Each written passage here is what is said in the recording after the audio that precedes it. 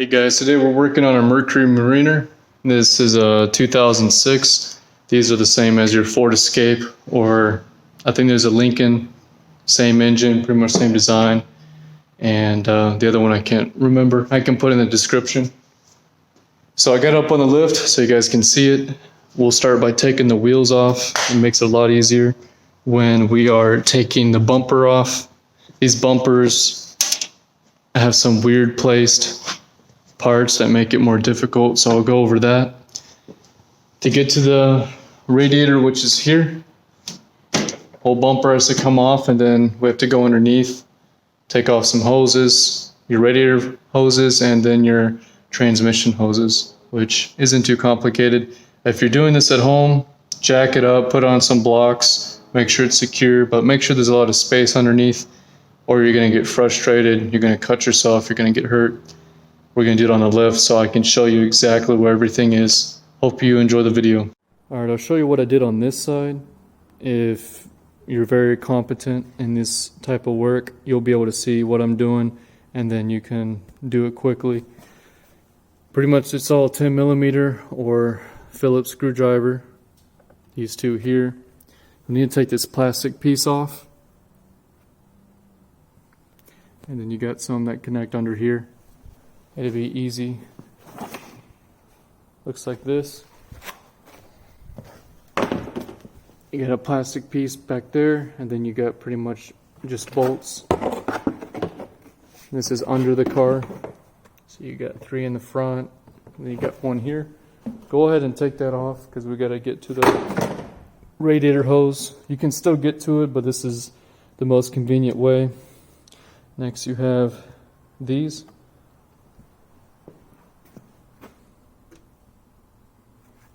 A little screw piece. This is a good example right here. You'll screw them out a bit and then you can pluck them out. I'm using these pliers. There's special tools you can use that pulls them out quicker, but I think my worker has them with him. You can see how the bumper's loose now. There's one down in here, right there. Very difficult to get to. You have to pretty much take this and bend it all the way back. Be very careful with it. You got a metal screw here, and then, like I showed you earlier, these 3, one up there, and 1 here. It's plastic. So just gently bend that back once you have your wheel off. Then you can go in here, take this one off. And I'll show you the mechanism here. So it kind of slides onto that rubber hanger. Got a 10mm here, 10mm here. You can just, don't jerk it hard, just kind of wobble it, see what's loose. Go ahead and take this off. This is what it looks like when everything's on. 2, 3, this one, and then you'll have to get this piece down there, so we're going to take that off, and we'll check over here.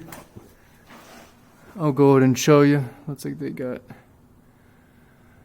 well, they do have a radiator leak. They might have another leak as well, but we're going to go ahead and take all this plastic off, this whole piece right here, and we'll get very good access. You can see where that hose is tucked all the way up in there. You couldn't get to it without taking that plastic off. We're also going to look at the bumper. It's like it's being held on there. I already took this one off. So just wiggle it, you know, feel it through.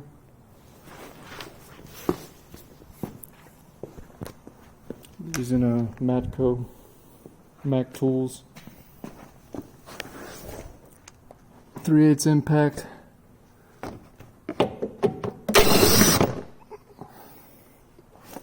Alright, so my camera did turn off. Not sure why, but bolt here, bolt here. Oh, I gotta get this plastic piece off. So I'll try to make it as live extreme as possible so you guys can see everything, not just cutouts.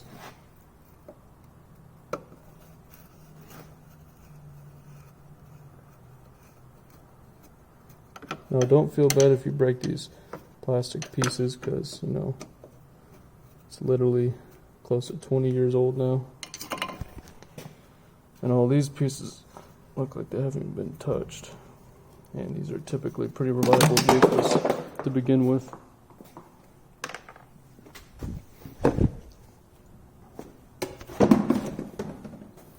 Alright, I can see they got a bunch of leaks down here. I'll talk to them about that, but we're going to focus on the bumper for now. So we got 2 bolts down here. Now the other one on the other side did break, so we'll see if these can come out easy.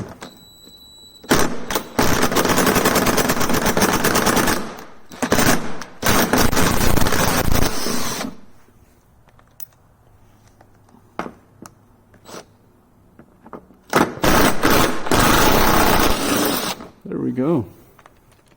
That's a good sign. Alright. Let's look at the bottom too. We got one here. We got one there.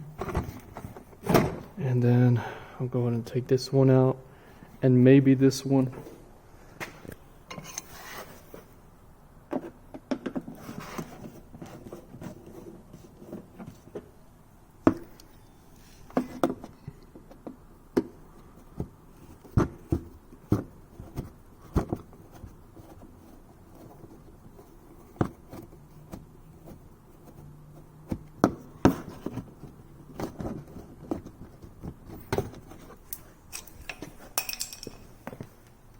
These parts are pretty tiny. It's good to have pliers, especially if you have larger hands.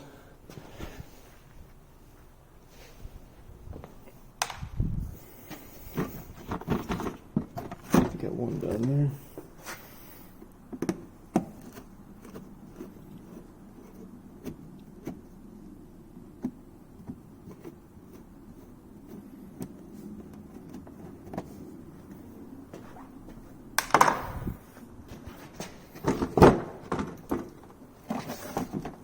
Go. Then we'll get this one off as well.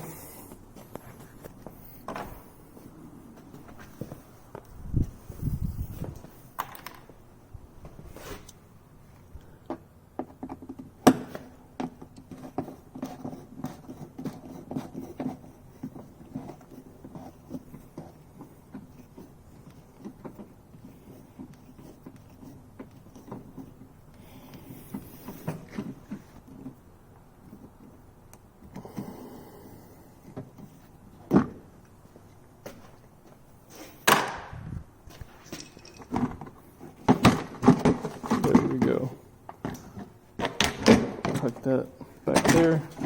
Plastic's very flexible. Now you can see down in there we got that piece, and this piece, I'll tell you, is not fun to get out.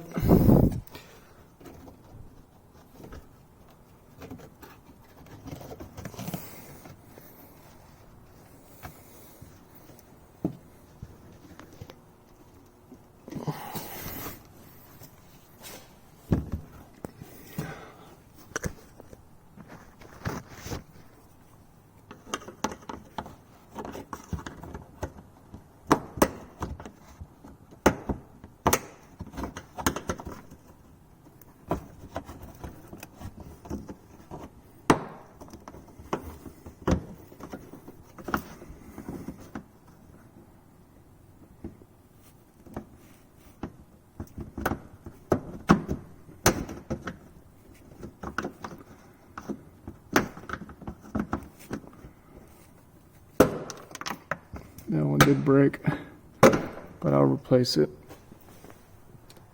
They're really brittle. I was being pretty gentle with it. Alright. Get that off. Now we're just gonna feel it. Looks like there's something in the middle hanging.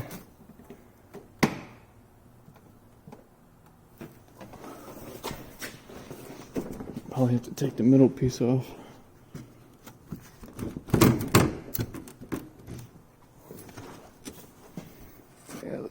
Yep, there we go. We got those two.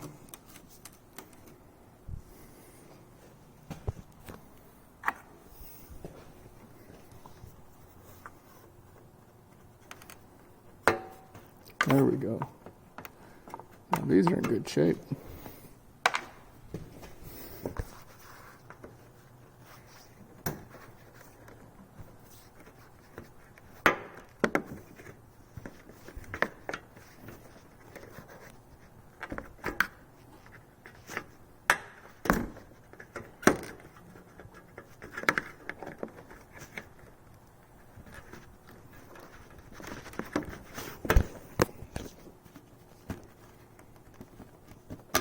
Sometimes if they don't want to come out, maybe there's a lot of weight on them. So you wiggle it around, that'll help.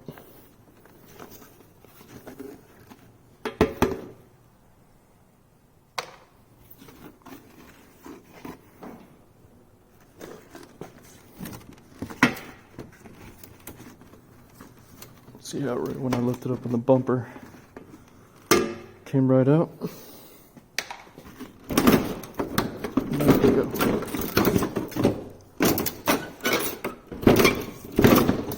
Now it's loose. So now what we're going to do is take off the connections.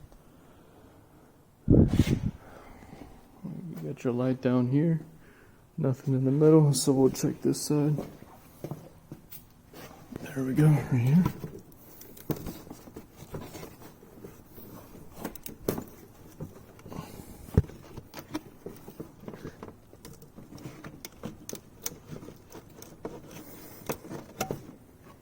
Okay, that should be it.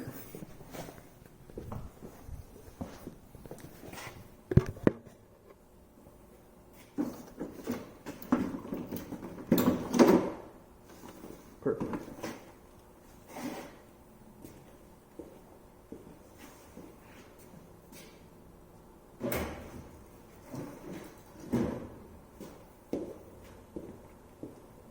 All right, got the bumper out of the way.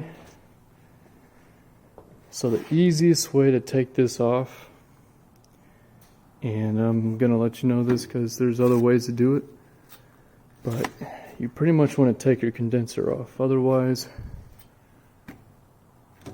you can't bend it out forward, and you're gonna have to take off a lot more things. But first, we gotta get the hoses off while we're down here, and your transmission line as well. So I'll kind of point where it's at. This is too difficult, too messy to do with one hand. And I got 6 more cars to do today. So I'll go ahead and take all the hoses off. I'll show you where it's at.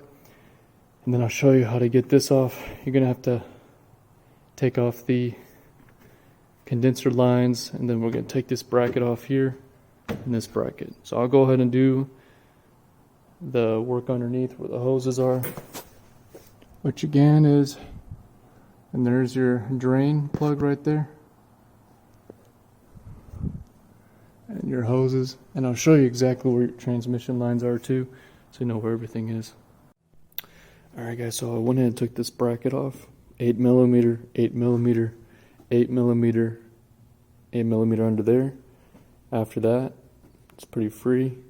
I took off that bottom hose. Turns out this model, I didn't realize earlier, has a separate cooler for the transmission, which is right here. So we probably won't have to take the lines off. Some of these have a radiator that includes a transmission. It shares a transmission and radiator cooling in just the one radiator.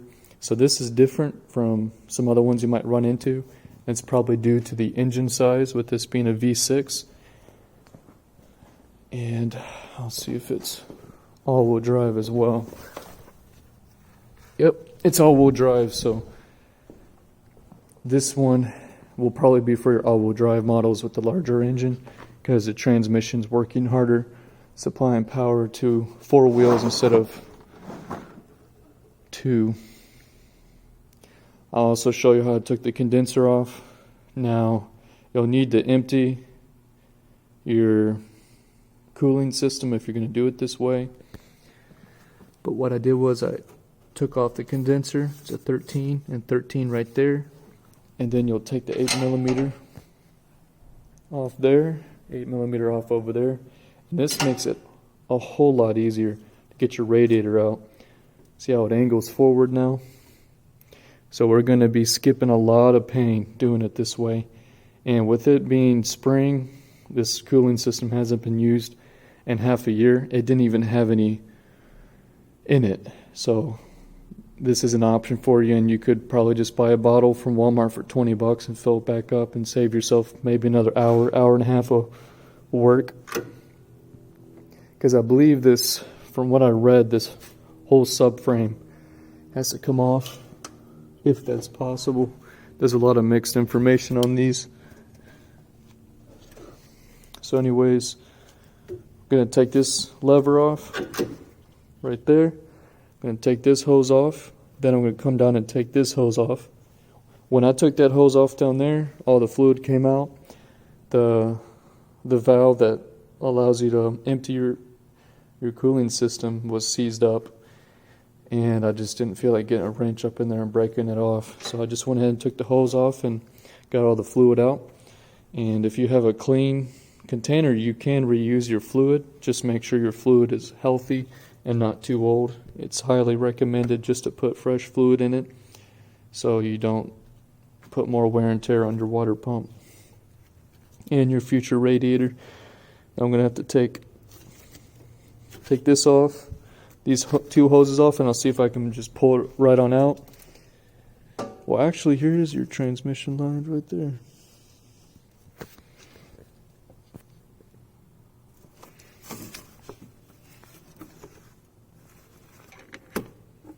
Okay, so it looks like I'll just have to take this one off, and this one feeds to the secondary cooling system. So they really took care of the transmission on this one. Typically these don't have that from what I've seen. So I'm going to take that one off as well.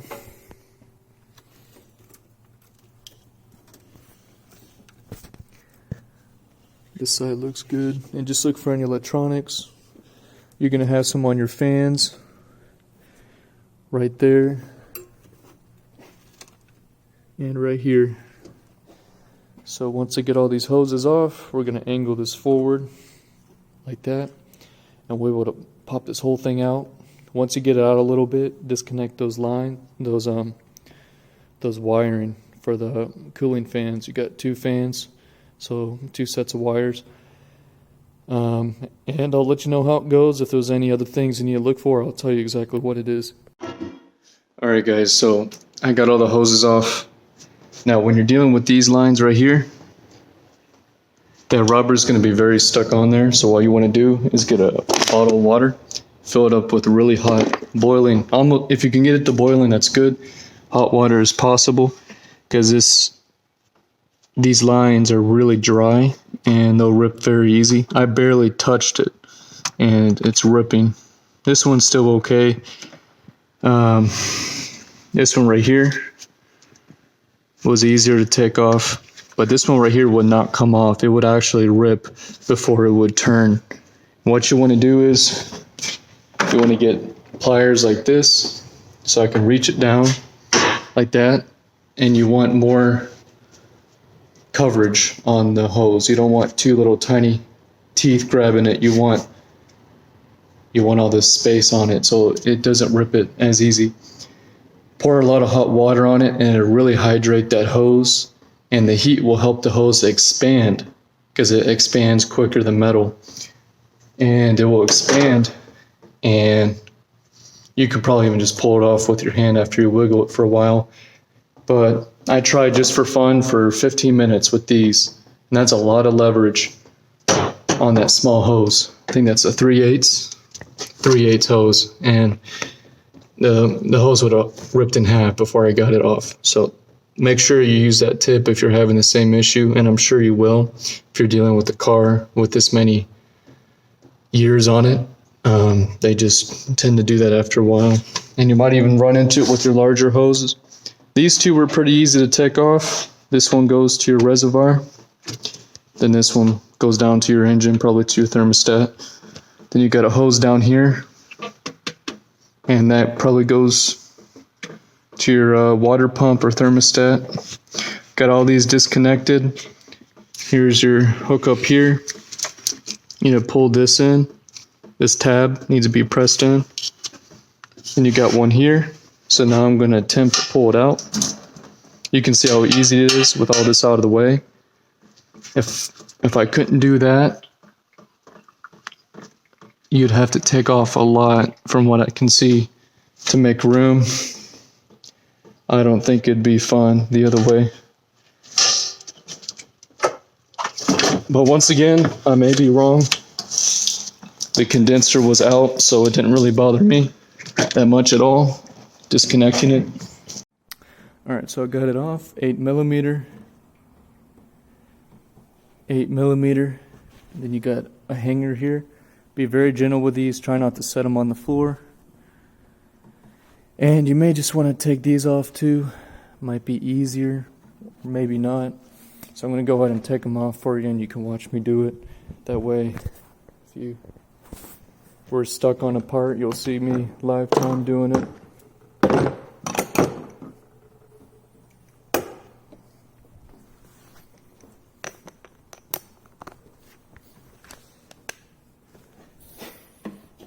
Okay, now this radiator is shot, so you don't really have to be too gentle with it unless you were going to try to repair it. But these type of radiators are so poorly made, it's not really worth it.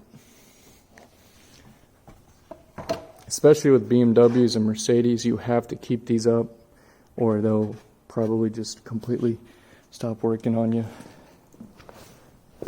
So I'm going to show you real quick the layout on this so you know exactly what to look for. Here's your car, and this is, you know, if you're, here's your driver's seat, passenger, and you're looking out. These are your hookups.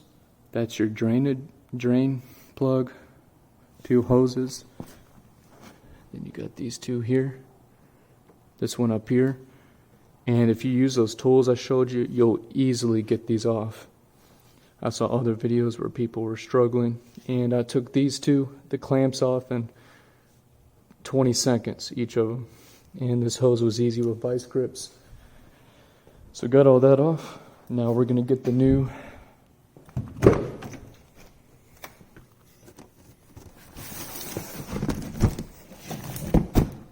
radiator. You always want to check, make sure it's in good shape. Okay, here's our new radiator. Got this one here. This is where you hook in your cooling fans. So your drain, make sure it's on there snug. Don't over tighten it or you'll snap it. Perfect. So this is it. Make sure all these are tight. These are actually pretty loose. So I'm going to get a little wrench, tighten those up.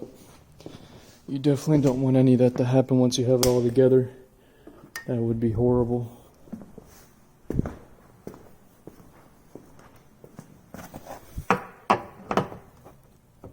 There we go.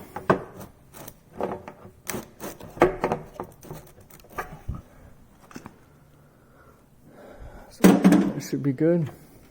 Take all these pieces out. That way we can just plug it right in when we're good to go.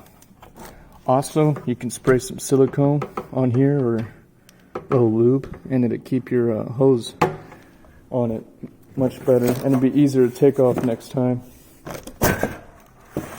Which sometimes these radiators are easily damaged if you hit a big bump or get in a fender bender.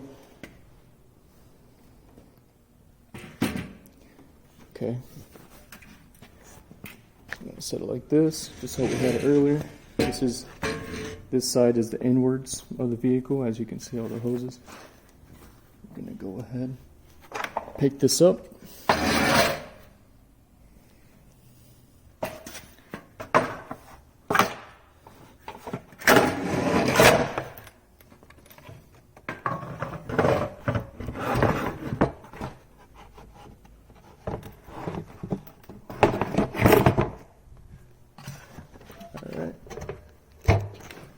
Clipped in. Now we're just going to put the bolts in.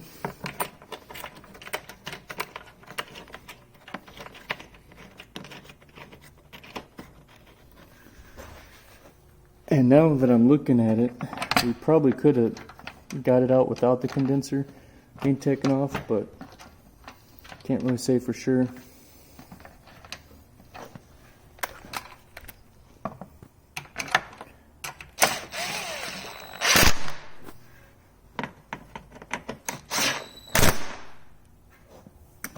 Be gentle on those. We applied about 12 pounds of force on them, which is plenty.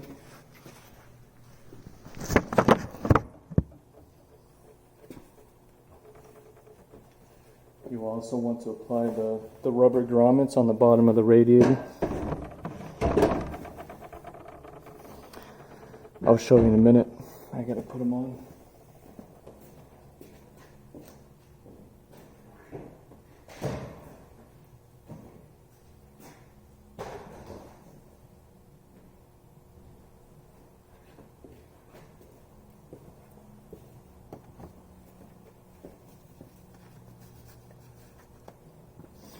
Okay, so here's your radiator.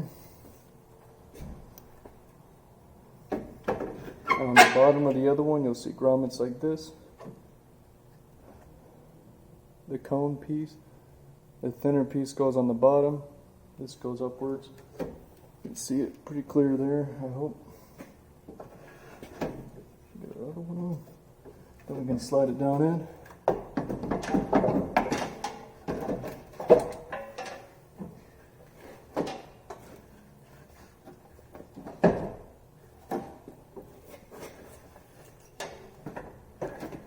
This one you just fell right off, so probably might be easier just to put them in the hole first. Okay, so we got a radiator in. Now I'm going to hook up all the hoses.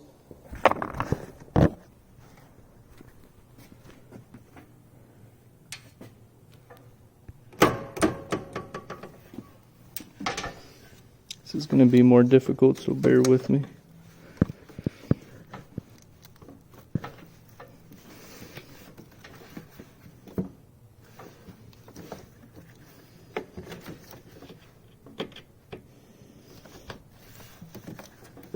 Make sure you don't get them mixed up. You can always refer to